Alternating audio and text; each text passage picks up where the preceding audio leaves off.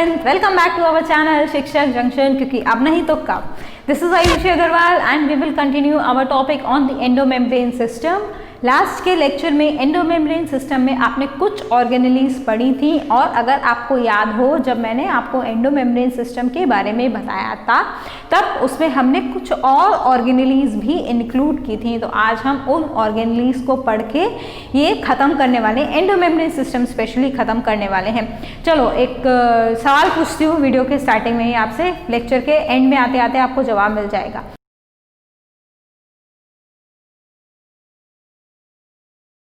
हम ऐसी दो ऑर्गेनेलीज सबसे पहले तो लेने वाले हैं जो इंटर रिलेटेड हैं। अब जो इंटर रिलेशन है वो जिस नोटबुक को आप सामने रख के बैठे होंगे, अपना पेन भी उठा लीजिए, और अगर नोटबुक नहीं खोली तो वो भी खोल लीजिए। लेक्चर के एंड तक आते आते आपको इन जो दो ऑर्गेनेलीज हम इसी क्लास में डिस्कस करने वाले हैं उसमें सिमिलैरिटीज पता हो जानी चाहिए। मतलब वो दोनों ऑर्गेनेलीज इंटर रिलेटेड तो नहीं बोल सकते, हाँ बहुत सारे फंक्शंस में एक जैसा ही परफॉर्म करती हैं, तो वो सिमिलैरिटीज आपको आपकी नोटबुक्स में लिखी हो जानी चाहिए, तभी ये लेक्चर देखना आपका सक्सेसफुल माना जाएगा। और आपके खुद के लिए ऑब्वियसली मैं तो आपकी नोटबुक्स आके चेक नहीं करने वाली हूँ, किसी को चेक करवानी हो तो कमेंट में फोटो अपलोड कर देना, मैं चेक भी कर लूँगी, ठीक है, और आपको रिस्पॉन्ड भी कर दूंगी। That's only up to you how much you grasp from this particular lecture. तो चलो देखो, एंडोमेम्ब्रेन सिस्टम में हम अपना एंडोप्लाज्मिक रेटिकुलम और गोल्गी बॉडी जो दो इंटर रिलेटेड हैं वो डिस्कस कर चुके हैं। अब बारी किसकी आती है, आगे की ऑर्गेनेलीज की, जिसमें सबसे पहला नंबर किसका है, हमारा लाइसोसोम्स का है। ठीक, ये लाइसोसोम एक ऐसी स्पेशल ऑर्गेनेली है जो सबसे पहली बात तो वैसे स्पेशलिटी इसकी सिंगल मेम्ब्रेन बाउंडेड में नहीं है, क्योंकि ऐसी बहुत सी और भी ऑर्गेनेलीज हैं जो सिंगल मेम्ब्रेन बाउंडेड होती हैं, वो कोई इसकी स्पेशलिटी नहीं है। ठीक है, स्पेशलिटी आएगी तब जब इस सिंगल मेम्ब्रेन होने का मतलब या उसका रीज़न आपको पता चलेगा। देखो, आपको पढ़ने में तभी मज़ा आएगा जब हर एक सेंटेंस के बाद आपके दिमाग में क्या आए, एक क्वेश्चन मार्क आए, वो भी छोटा मोटा नहीं, अच्छा खासा बड़ा क्वेश्चन मार्क आना चाहिए, और अगले ही पल आपको उस क्वेश्चन मार्क को कन्वर्ट कर देना चाहिए फुल स्टॉप में। दैट मीन्स आपको उसका आंसर मिल जाना चाहिए। सिंगल मेम्ब्रेन बाउंडेड ऑर्गेनेली है ये, उसका कोई जनरल फीचर नहीं है, शायद उसके फंक्शन से रिलेटेड हो, शायद भी नहीं, उसके फंक्शन से ही रिलेटेड है। चलो डायरेक्टली लाइसोसोम के फंक्शन पे ही आ जाएंगे, या फिर उसके अंदर जो प्रेजेंट है उसी की बात करेंगे, क्योंकि वही होता है सिर्फ लाइसोसोम, कुछ और स्पेशल वाली बात नहीं है।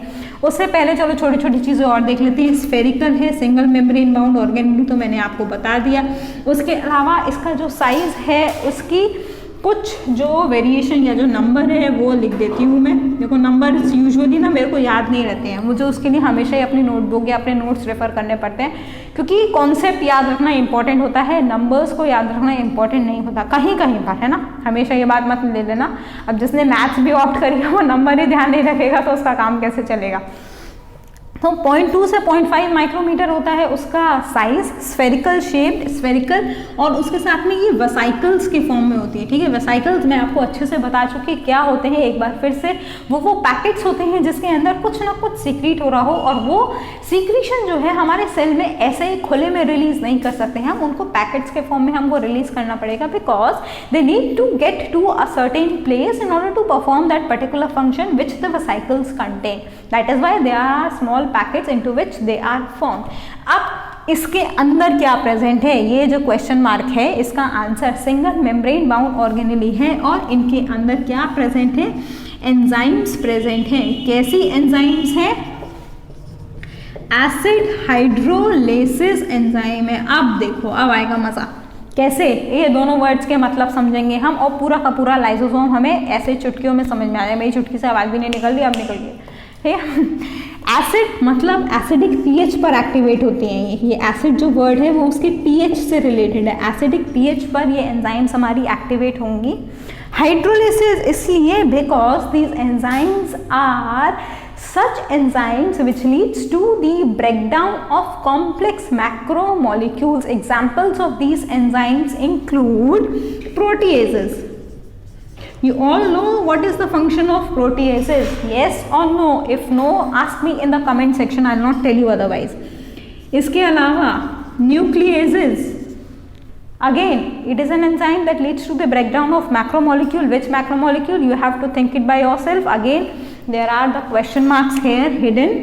which you yourself have to answer. If not, then ask me in the comment section. I'll provide you with a suitable answer and will make an easy tip for you in order to learn what is the function of these particular enzymes. इसके अलावा कुछ और enzymes जो यहाँ पर present होंगी, phosphatases. In short, all the enzymes which leads to the breakdown of the macromolecules within a cell are present within these lysosomes, and together they are termed as acid hydrolysis. So this is the function of this particular lysosome or this particular vesicles. Actually में ये जो enzymes यहाँ पर बन रही है ना, वो अब देखो एक और क्वेश्चन मार्क आया पूरे बोर्ड पे। आज मुझे लग रहा है सिर्फ क्वेश्चन मार्क ही दिखने वाले हैं आपको। ये क्वेश्चन आया होगा शायद आपके दिमाग में, अगर नहीं आया तो अभी तक आपने अच्छे से समझा नहीं है। ये एंडोमेम्ब्रेन सिस्टम से कैसे रिलेटेड है, उसका आंसर इस क्वेश्चन मार्क से आएगा कि ये एंजाइम्स कहाँ से बन रही हैं। These enzymes can either be directly synthesized from the endoplasmic reticulum और फ्रॉम द गोल्गी। अब by now from the previous lectures you might have an understanding that the enzymes that are synthesized from the ER or from the Golgi have a basic difference in them, and what is that particular difference आपको पुराने lectures से समझ में आ जाना चाहिए। अगर समझ में नहीं आया है then visit those particular lectures again so that your concepts become clear। ठीक, तो एंजाइम्स या तो ER से डायरेक्टली सिंथेसाइज होके आएंगी या फिर गोल्गी से प्रोसेस होके आएंगी। काम इन एंजाइम्स का एसिड हाइड्रोलिसिस बोलते हैं। Examples of these enzymes are proteases, nucleases, phosphatases, glycosidases and lot more. ठीक, तो इन एंजाइम्स की प्रेजेंस और इसका ये सिंगल मेम्ब्रेन बाउंड होना आपस में फिर से इंटर रिलेटेड है। वो कुछ इस तरीके से कि ये एंजाइम्स को सेल के बाहर आना पड़ता है या फिर लाइसोसोम्स के बाहर आना पड़ता है in order to do that particular function, and for that it is bounded by a single membrane which can easily be and these enzymes are released into the cell। समझ में आ गया ये क्वेश्चन मार्क क्यों बनाया था हमने? देखो फिर से बता रही हूँ मैं, हर एक ऑर्गेनेली का स्ट्रक्चर, उसकी डिजाइनिंग उसके फंक्शन से रिलेटेड है। जैसे आप आपके घर में आपके किचन का इंटीरियर, आपके ड्राइंग रूम का इंटीरियर और आपके बेडरूम का इंटीरियर उस हिसाब से डिजाइन करते हैं जिससे उसका फंक्शन रिलेटेड है। किचन में आप सोफा नहीं डाल सकते है ना, क्योंकि वो वहाँ पर उससे काम नहीं चलेगा। उसी तरीके से ये जो हमारी सेल ऑर्गेनेलीज हैं उनकी डिजाइनिंग भी उसके फंक्शन से रिलेटेड है। अगर ये डबल मेम्ब्रेन होती इन केस, तो ये जो सारी एंजाइम्स उसके अंदर प्रेजेंट हैं वो बाहर कैसे आती जब भी सेल को उसकी ज़रूरत होती। इसीलिए सिंगल मेम्ब्रेन। और इसी के साथ आएंगे इसके कुछ और इम्पॉर्टेंट फंक्शंस जो ऑलरेडी मैं बता चुकी हूँ, बट अगर आपको स्पेशली उसके फंक्शन लिखने हो तो आप क्या लिखोगे? It helps in the intercellular digestion. कैसे होता है इंटरसेल्यूलर डाइजेशन? देखो जब सेल के अंदर बल्क ट्रांसपोर्टेशन होता है specially by the means of phagocytosis, तो क्या होगा? फैगोसाइटोसिस जो वेसाइकल बनेगी उसके साथ जब लाइसोसोम फ्यूज करेगा तो हम उसको बोलते हैं फैगोलाइसोसोम। ठीक है, या फिर ये बड़ा हो गया, इसको थोड़ा छोटा करो, लाइसो हटा दिया, एक साथ लिख देती हूँ मैं। अब देखो जिसने वीडियो स्किप किया होगा उसको समझ में नहीं आएगा कि ये फैगोलाइसोसोम या यहाँ पर फैगोसोम कैसे आ गया। तो उस मटेरियल को इंजेस्ट करने के लिए जो एक स्ट्रक्चर बनता है, that phagocytosis vesicles fuses with these lysosomes and it is known as this phagosome which helps in the intercellular digestion. इसके अलावा इसके फंक्शंस कुछ और, ये तो एक फंक्शन हो गया। दूसरा फंक्शन हो गया इसका ऑटोफैगी। देखो ऑटो का मतलब खुद, फैगी का मतलब फिर से खा जाएगा। किसको खा जाएगा? खुद को खा जाएगा। खुद को कैसे खाएगा? उसके अंदर जो ऑर्गेनिक, सेल के अंदर जो ऑर्गेनिक मॉलिक्यूल्स हैं, कभी कभी ज़रूरत पड़ने पर ये लाइसोसोम उन सबको डाइजेस्ट करता है in order to get them recycle, and this happens only when it is required in the cell. So one function of this lysosome is this autophagy. One another important function of this particular lysosome is they are also, because of this autophagy part, it is also known as what? They are also known as the suicidal bags, क्योंकि खुद के ही organic molecules को ये consume कर रहा है because of the presence of all these enzymes whenever the cell require. That is why these lysosomes are also known as suicidal bags. अब एक इम्पॉर्टेंट पॉइंट यहाँ पर लाइसोसोम का जो आपने पहले कभी नहीं पढ़ा, हो सकता है ये सब आप पहले पढ़ चुके हो, एक पर्टिकुलर पॉइंट जो आपने अभी तक नहीं पढ़ा वो है इस लाइसोसोम के ना होने से जो डिसीज होती है ऑर्गेनिजम्स में उसको बोलते हैं हम टे-सैक्स डिसीज। ये अब आपको बताएगा कि एक्चुअली में लाइसोसोम की क्या इम्पोर्टेंस होती है। वो इम्पोर्टेंस ये होती है कि टे-सैक्स डिसीज़ में क्या होता है, जो ये हमारी एंजाइम्स हैं, स्पेशली वो एंजाइम जो लिपिड के ब्रेकडाउन में मदद करेगी, वो एंजाइम्स डिफेक्टिव हो जाती है या फिर मैल फंक्शनिंग हो जाती है। उसकी वजह से हमारे ब्रेन के अंदर उन लिपिड्स का एक्यूमुलेशन हो जाता है, due to which the nerve cells degenerate और nerve cells stops getting the sensation from the brain और टू द ब्रेन। ठीक है, तो वो जब लिपिड्स का एक्यूमुलेशन होने की वजह से ब्रेन एक इनएक्टिव कंडीशन में चला जाएगा, तब आप उसको बोलते हैं Tay Sachs disease, and that this particular disease is usually fatal, right, because our brain is not getting the sensation, or in fact our nerve cells that are present in the brain are not getting the sensation. So that is because of the malfunctioning of the enzyme that are present in the lysosomes. So that means कि ये जो lysosomes हैं वो important हैं हमारे cell के लिए। ठीक, ये तो हो गई लाइसोसोम की बात। चलो अब किसकी बात करेंगे हम, इसी एंडोमेम्ब्रेन सिस्टम में एक और ऑर्गेनली जो इस लाइसोसोम के सिमिलर है, और वो ऑर्गेनली कौन सी है, चलो हिंट देती हूँ, प्लांट सेल्स में ज़्यादा प्रेजेंट होती है, एनिमल सेल्स में इसकी प्रेजेंस अगर होगी तो टेम्परेरी होगी। यही सेंटेंस जो है आपने आपके लोअर स्टैंडर्ड्स में पढ़ा होगा। अगर ये क्लासेस, वैसे तो मैंने सारे लेक्चर्स में बेसिक से ही आपको समझाया है ऑर्गेनेलीज पर, हाँ अगर किसी को नहीं समझ में आ रहा हो और थोड़ा बेसिक पहले क्लियर करना हो तो for that particular thing my lectures only of class 9 with regard to this particular chapter are there on the channel, you can visit those also। ठीक, चलो दूसरी जो प्रेजेंट होती है स्पेशली हमारे प्लांट सेल में, एनिमल सेल्स के case में इसकी जो प्रेजेंस है वो टेम्परेरी है, तो दैट इज दिस वैक्यूल। ठीक, अब वैक्यूल का भी जो प्रेजेंस है वो होता है सेल टाइप के अकॉर्डिंग वैरी।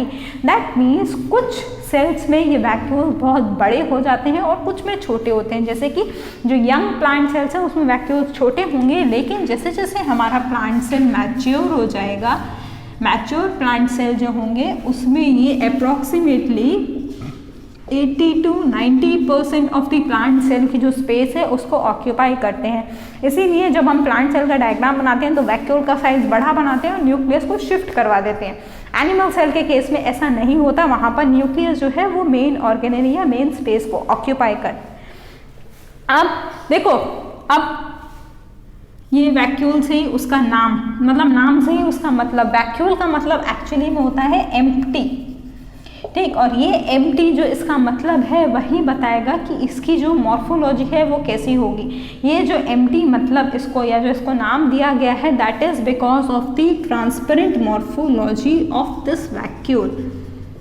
ठीक, अंदर से खाली है ये वैक्यूल, खाली है मतलब खाली रहता नहीं है, खाली होता है। इसकी वजह से इसके अंदर वही जो सिमिलैरिटी मैंने लेक्चर के स्टार्टिंग में आपको बताई थी कि लाइसोसोम और वैक्यूल में सिमिलैरिटी है, वो यही है कि इसके अंदर भी वैसे ही कुछ एंजाइम्स प्रेजेंट होती हैं जैसे कि हमारे लाइसोसोम्स में होती हैं।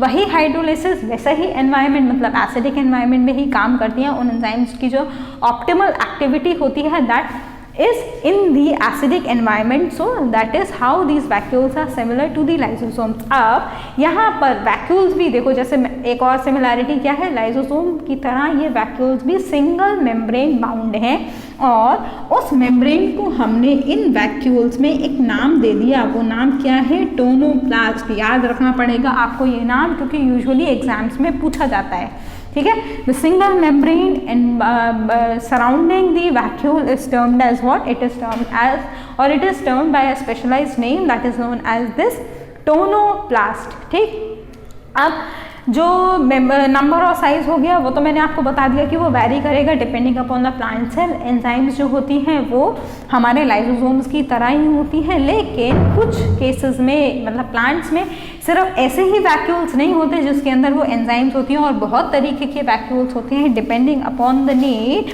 फॉर एग्जाम्पल लिटिक वैक्यूल्स,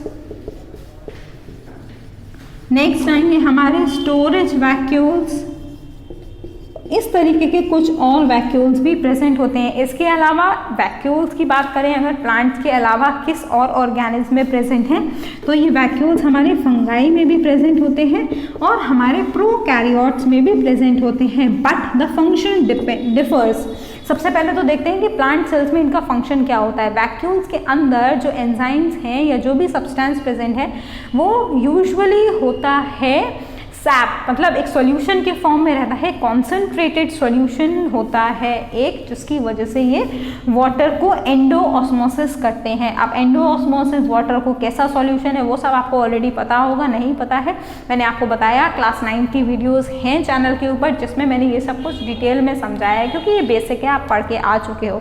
ठीक है, जो हायर लेवल्स वाली टर्मिनोलॉजीज हैं जो सिलेबस के अकॉर्डिंग है उसको देखते हैं। तो इन वैक्यूल्स का इन प्लांट्स में सबसे इम्पॉर्टेंट काम जो है वो है osmoregulation. That is why these vacuoles occupy the major proportion in the plant cells, because they help in maintaining the osmoregulation or they help in maintaining the osmotic or turgor pressure. तो ये कुछ important function है इसका plant का। अब अगर इन organisms की बात करें फंगाई में, प्रोकैरियोट्स में, तो कुछ और अलग अलग फंक्शन है। जैसे कि फंगाई के अंदर वैक्यूल का थोड़ा और कॉम्प्लेक्स फंक्शन है, वहाँ पर जो वैक्यूल प्रेजेंट रहता है वो थोड़ा और कॉम्प्लिकेटेड स्टेज में रहेगा और उसका काम होता है इंट्रासेल्युलर पीएच को मेंटेन करना फंगाई के अंदर। इसके अलावा ऑस्मो रेगुलेशन तो होता ही होता है और साथ में ये डिग्रेडेटिव एंजाइम्स भी कैरी करता है, तो उसके अकॉर्डिंग उसका फंक्शन कुछ और भी डिजाइंड है। ये तो हो गई फंगाई की बात, कॉम्प्लेक्स स्ट्रक्चर है, बहुत सारे फंक्शंस को कंट्रोल करता है।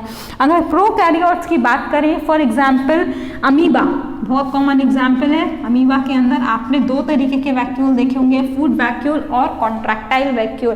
तो फूड वैक्यूल तो फूड के इंजेक्शन में मदद करेगा, नॉर्मल फंक्शन नहीं, लेकिन जो कॉन्ट्रैक्टाइल वैक्यूल है उसका मेन फंक्शन क्या है, ऑस्मो रेगुलेशन या फिर एक्सक्रीशन भी लिख सकते हैं हम। यहाँ पर ऑस्मो रेगुलेशन नहीं लिखेंगे, एक्सक्रीशन लिखेंगे सबसे पहले, और उसके बाद आएगा उस एक्सक्रीशन की वजह से उसकी अमीबा की बॉडी में जो ऑस्मोटिक प्रेशर मेंटेन हो रहा है उसको हम बोलेंगे ऑस्मो रेगुलेशन।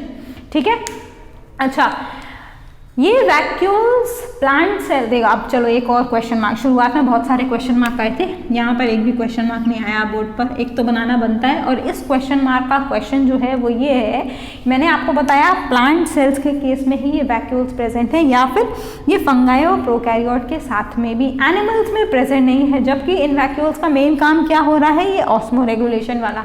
तो फिर हम एनिमल्स में ये ऑस्मो रेगुलेशन का काम कौन करता है ये आपको बताना है विद इन अ सेकेंड। अभी तक आपको पता होना चाहिए ये कि एनिमल्स की बॉडी में इस ऑस्मो रेगुलेशन का काम कौन करता है, स्पेशली अगर हम ह्यूमंस की बात करें तो। ओके, आई होप कि आंसर सबने लिख लिया होगा, अगर नहीं लिखा है तो मैं लिख देती हूँ। ठीक है, that is why the presence of vacuoles is not that much required within the animals, अगर हम humans की स्पेशली बात करें, because the function of osmoregulation is adopted by a very specialized organ in our body, that is the kidneys, or you can say our urinary system, which takes the responsibility of this osmoregulation. So I hope कि आपके सारे questions के answers मिल गए होंगे आपको अभी तक। अगर नहीं मिले हैं तो I am there available in the comment section, you can ask your doubts there, and also you have a Gmail ID of the channel where you can ask your doubts, right? So with that we are just closing the endomembrane system. In the next lecture we will start with something very interesting. Light आने वाली है next, मतलब light तो अभी भी है, next lecture में हमारे सेल को लाइट मिलेगी, कैसे मिलेगी वो आपको नेक्स्ट लेक्चर में ही पता चलेगा ऑब्वियसली। तो आई होप कि वहाँ से आपको समझ में आ जाएगा। ठीक है, तो till the next lecture, have a good day all of you, take care, bye bye.